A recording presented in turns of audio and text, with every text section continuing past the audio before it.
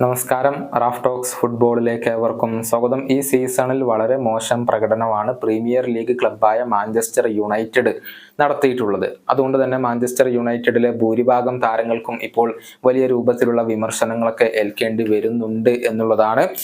ഈ സീസണിൽ യുണൈറ്റഡിന്റെ ബ്രസീലിയൻ താരങ്ങളായ കാസിമിറോയും ആന്റണിയും മോശം പ്രകടനം തന്നെയാണ് നടത്തിയിട്ടുള്ളത്. മുൻപ് റയൽ മാഡ്രിഡിലും അതുപോലെ തന്നെ അയാക്സിലും ഒക്കെ തിളങ്ങിയിട്ടുള്ള താരങ്ങളാണ് കാസിമിറോയും ആന്റണിയും. എന്നാൽ ആ ഒരു മികവ് ഇപ്പോൾ അവർക്ക് മാഞ്ചസ്റ്റർ യുണൈറ്റഡിൽ പുറത്തെടുക്കാൻ സാധിക്കുന്നില്ല. ഈ രണ്ട് ബ്രസീലിയൻ താരങ്ങൾക്ക് ഉപദേശവുമായി രംഗത്ത് വന്നിരിക്കുകയാണ് അവരുടെ ഇതിഹാസമായ റിവാൾഡോ.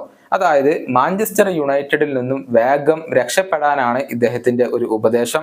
രണ്ടുപേർക്കും ലഭിക്കുന്നത് അനാവശ്യമായ വിമർശനങ്ങൾ ആണെന്നും താരങ്ങൾക്കല്ല പ്രശ്നം, മറിച്ച് മാഞ്ചസ്റ്റർ യുണൈറ്റഡ് എന്ന ക്ലബിനാണ് പ്രശ്നമെന്നും റിവാൾഡോ ഇപ്പോൾ ആരോപിക്കുന്നുണ്ട്. അദ്ദേഹത്തിന്റെ വാക്കുകൾ ഇങ്ങനെയാണ്: ആന്റണി ഒരു മികച്ച താരം തന്നെയാണ്. അദ്ദേഹം ഇപ്പോഴും ഒരു യുവതാരമാണ്. ഒരുപാട് സമയം അദ്ദേഹത്തിന്റെ മുന്നിലുണ്ട്. വളരെ മോശം സമയത്തിലൂടെ കടന്നുപോയിക്കൊണ്ടിരിക്കുന്ന ഒരു ക്ലബിലാണ് അദ്ദേഹം ഉള്ളത്. എൻ്റെ അഭിപ്രായത്തിൽ ആന്റണി മാഞ്ചസ്റ്റർ യുണൈറ്റഡ് വിടണം.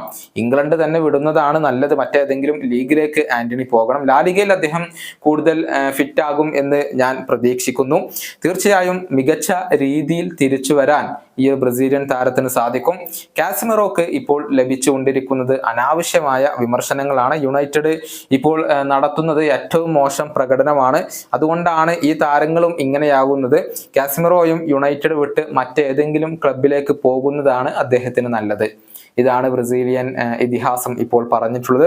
വരുന്ന സമ്മർ ട്രാൻസ്ഫർ വിൻഡോയിൽ കാസിമിറോ മാഞ്ചസ്റ്റർ യുണൈറ്റഡ് വിടാനുള്ള സാധ്യതകൾ ഇപ്പോൾ വർദ്ധിച്ചു വരികയാണ്. അദ്ദേഹം സൗദി അറേബ്യയിലേക്ക് പോകും എന്നുള്ള റൂമറുകൾ ഇപ്പോൾ സജീവമായി കഴിഞ്ഞിട്ടുണ്ട്. അതേസമയം യുണൈറ്റഡിന്റെ പരിശീലകനായ ടെൻഹാഗ് ക്ലബിൽ തുടരുകയാണെങ്കിൽ ആന്റണിയും മാഞ്ചസ്റ്റർ യുണൈറ്റഡിൽ തന്നെ തുടരാനാണ് സാധ്യത. വലിയ തുക നൽകിക്കൊണ്ടായിരുന്നു ആന്റണിയെ യുണൈറ്റഡ് സ്വന്തമാക്കിയിരുന്നത്. അതുകൊണ്ട് തന്നെ അദ്ദേഹത്തിന് ലഭിക്കുന്ന ആ ഒരു വിമർശനങ്ങളുടെ തോത് അത് ഒരൽപ്പം ഉയർന്നതുമാണ്. ഈ വീഡിയോയുടെ അവസാനിപ്പിക്കുന്നു. വീണ്ടും കാണാം.